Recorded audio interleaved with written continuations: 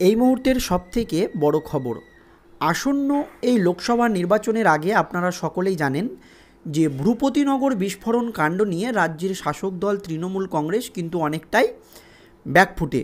এই আবহ কিন্তু অনেক দিন ধরেই রাজ্য রাজনীতিতে চলছে। আর এই আবহে ভূপতিনগর বিস্ফোরণ কাণ্ডের যারা মূল অভিযুক্ত, সেই সমস্ত অভিযুক্তকে বাঁচাতে গিয়ে হাতে নাতে ধরা পড়লেন মাননীয়ার পুলিশ অফিসারেরা। এবং যারা মূল অভিযুক্ত তাদেরকে বাঁচাতে গিয়ে কী ধরনের চালাকি করছিল বাংলার পুলিশ, তা হাতে নাতে ধরে ফেলেছেন বিচারপতি। এবং বিচারপতির এই ধরে নেওয়ার পরেই পুলিশের যা অবস্থা, ছেড়ে দে মা কেন্দে বাঁচি, এই রকম অবস্থা কিন্তু হয়েছে। একেবারে নাকানি চুবানি পুলিশ অফিসারেরা কিভাবে তাদের চালাকি ধরেছেন কেন্দ্রীয় তদন্তকারী সংস্থা এনআইএ এবং বিচারপতি, সমস্তটাই জানবো আজকের এই প্রতিবেদনে। তো এই প্রতিবেদনটি খুবই গুরুত্বপূর্ণ একটি প্রতিবেদন এই লোকসভা নির্বাচনের আগে। তো আপনারা শেষ পর্যন্ত এই প্রতিবেদনটি দেখুন। তো চলুন দেরি না করে শুরু করা যাক। ভূপতিনগর বিস্ফোরণ কাণ্ডে আদালতে পুলিশের বিরুদ্ধে বিস্ফোরক অভিযোগ করল কেন্দ্রীয় তদন্তকারী সংস্থা এনআইএ। যেটা করেছে বাংলার পুলিশরা সেটা কিন্তু মারাত্মক। এই ধরনের ঘটনা একেবারে গা শিউরে ওঠার মতো ঘটনা, যে কেন দোষীদেরকে এত সূক্ষ্মভাবে আড়াল করা হবে তা নিয়ে কিন্তু রাজ্য রাজনীতিতে প্রশ্ন উঠেছে। এনআইএর আধিকারিকদের দাবি, ভূপতিনগর বিস্ফোরণের সময় বদল করা হয়েছে পুলিশের দেওয়া চার্জশিটে। দেখুন, ভূপতিনগর কাণ্ডের যে বিস্ফোরণ ঘটেছিল সেই সময়টাকেই বদল করে দিয়েছে পুলিশ অফিসারেরা, আর সেটা কিন্তু আধিকারিকরা ধরেছে। এছাড়াও আরও কিন্তু চালাকি করেছে পুলিশ অফিসাররা। আপনারা দেখুন প্রতিবেদনটা, তাহলে বুঝতে পারবেন। আজ আদালতে এমনই তথ্য তুলে ধরেন মামলার তদন্তকারী অফিসাররা। এবং বিস্ফোরণের সময় নাকি 1.5 ঘন্টা এগিয়ে দেখানো হয়েছে বলে দাবি করেছে কেন্দ্রীয় এজেন্সি। দেখুন, বিস্ফোরণ হয়নি অথচ পুলিশ অফিসারেরা দেখাচ্ছে যে 1.5 ঘন্টা আগে বিস্ফোরণ হয়ে গিয়েছে। তাহলে কত বড় গুরুতর অভিযোগ! এছাড়াও আরও মারাত্মক অভিযোগ আছে পুলিশের বিরুদ্ধে। সোমবার এনআইএর বিশেষ আদালতে মুখ্য বিচারক সৌমেন্দ্রনাথ দাসের এজলাসে চলছিল এই মামলার শুনানি। এই দিন তদন্তকারী অফিসার এবং বিচারকের, তদন্তকারী যারা এনআইএর অফিসার তারা বিচারকের এবং পুলিশ অফিসারদের সামনে বলেন, ভূপতিনগর বিস্ফোরণের পর পুলিশ তদন্ত করে যে চার্জশিট দিয়েছিল তাতে বিস্ফোরণের সময় বলা হয়েছে রাত 8:30, কিন্তু আমরা তদন্তে করে পেয়েছি বিস্ফোরণ ঘটেছিল রাত্রি 10টার আশেপাশে।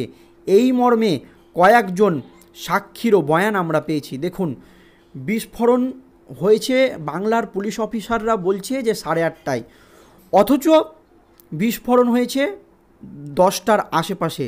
তাহলে কি পুলিশ অফিসারেরা আগে থেকেই জানতো যে ভূপতিনগর কাণ্ডে বিস্ফোরণ হবে? আগে কেন দেখানো হলো চার্জশিটে? এই নিয়ে কিন্তু প্রশ্ন উঠে গেছে। এই মর্মে কয়েকজন সাক্ষীরও বয়ান কিন্তু পেয়েছে। মানে কেন্দ্রীয় এজেন্সি শুধু যে বলে দিচ্ছে যে এই সময়ে এই ঘটনাটা ঘটেছিল তা কিন্তু একেবারেই নয়, তারা কিন্তু সাক্ষীও রেখেছে। আরও কীরকম অভিযোগ উঠেছে আপনারা দেখুন। এনআইএ আধিকারিকদের দাবি, এই ঘটনায় কাউকে আড়াল করার চেষ্টা হচ্ছে। এনআইএর আধিকারিকরা দাবি করেছে যে এই ঘটনার যে মূল অভিযুক্ত, কে মূল অভিযুক্ত বা কোন দলের নেতা অভিযুক্ত আপনারা সকলেই জানেন। আমাকে একটু কমেন্ট বক্সে কমেন্ট করে জানাবেন যে ভূপতিনগর বিস্ফোরণ কাণ্ডের যে মূল অভিযুক্ত সে কোন দলের হতে পারে। তো এনআইএ আধিকারিকদের দাবি, এই ঘটনায় কাউকে আড়াল করার চেষ্টা করছে পুলিশ অফিসারেরা, আর সেই জন্যই চার্জশিটে বিস্ফোরণের সময় প্রায় 1.5 ঘন্টা এগিয়ে দেখানো হয়েছে। দেখুন, পাশাপাশি তিনি আরও অভিযোগ করেন, বিস্ফোরণে যে 3 জনের মৃত্যু হয়েছিল তাদের মধ্যে 2 জন মৃতর সঙ্গে ওই দিন রাত 9:51 নাগাদ ফোনে কথা বলেছেন বলাই মাইতি এবং মনোব্রত জানা।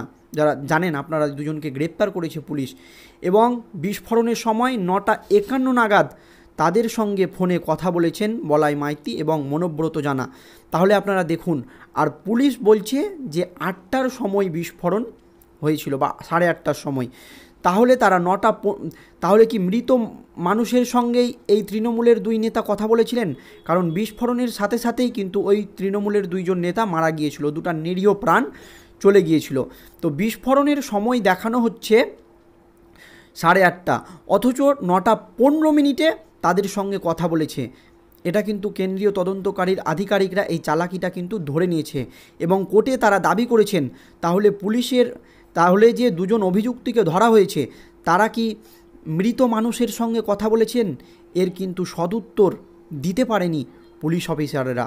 গোয়েন্দারা জানান, কথোপকথনের এই কল লিস্টে আমরা পেয়েছি 8:30টায় বিস্ফোরণ হলে কিভাবে 9:51 ফোনে কথা বলা সম্ভব হলো।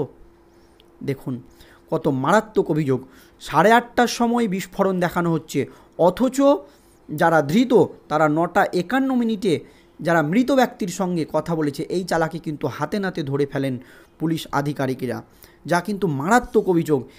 এছাড়াও এদিন মনোব্রত ও বলাইকে আরও 3 দিন হেফাজতে নেওয়ার আবেদন জানিয়েছে এনআইএ এবং এনআইএর আধিকারিকরা বলে এই মনোব্রত জানা এবং বলাইকে যদি আরও জিজ্ঞাসাবাদ করা যায় তাহলে কিন্তু আরও গুরুত্বপূর্ণ তথ্য কেন্দ্রীয় তদন্তকারী সংস্থার হাতে আসবে।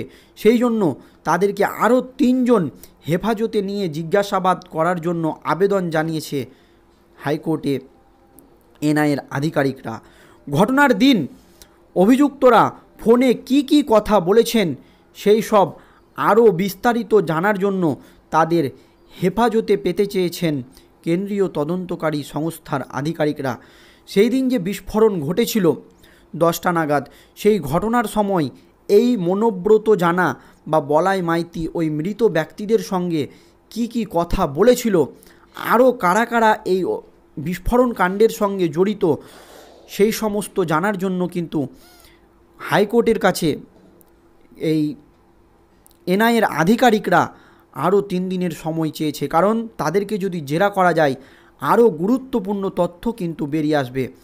তো আপনারা দেখুন আমাদের এইখানে কিভাবে দোষীদেরকে আড়াল করা হচ্ছে, আর এই দোষগুলো যদি কেন্দ্রীয় তদন্তকারী সংস্থার আধিকারিকরা ধরে ফেলে তাহলে তারা তোষণের রাজনীতি করছে এরকমই মনে করছে। কে মনে করছে আপনারা ভালো জানেন, কমেন্ট বক্সে কমেন্ট করে জানাবেন। এছাড়াও আমাদের বাংলার মুখ্যমন্ত্রী এই ভূপতিনগরের বিস্ফোরণ কাণ্ডের যে ঘটনা সেটাকে তিনি চকলেট বোমা বিস্ফোরণ হয়েছে বলে এরকম আখ্যায়িত করেছিলেন, আর এই চকলেট বোমার বিস্ফোরণের কারণেই বাংলার নিরীহ 3 মানুষের প্রাণ চলে গিয়েছিল। তো সময় বলবে এর বিচার কী হবে। ধন্যবাদ।